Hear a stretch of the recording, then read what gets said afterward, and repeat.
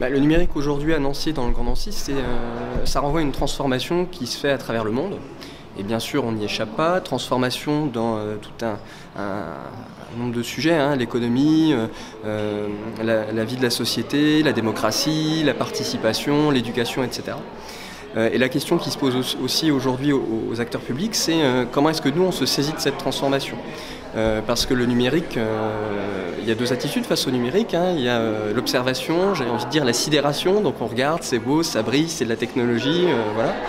Et puis il y a une deuxième approche qui est une approche plus, je veux dire, réflexive, qui consiste à se demander, bon bah voilà, il y a une transformation, il y a des outils, mais qu'est-ce que nous on en fait, et puis qu'est-ce que ces outils nous font ?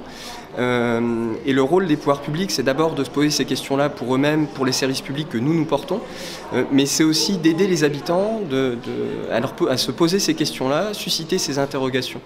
Et le programme qui est élaboré par la médiathèque, les bibliothèques, et en particulier au travers des fêtes numériques, s'inscrit dans cette logique-là, c'est-à-dire qu'on est dans une logique, c'est vrai, de démonstration, il va y avoir des objets technologiques, il va y avoir des dispositifs digitaux, mais le but, c'est pas uniquement de montrer ce qui brille, c'est aussi de véhiculer des messages, de véhiculer des émotions, de susciter des interrogations.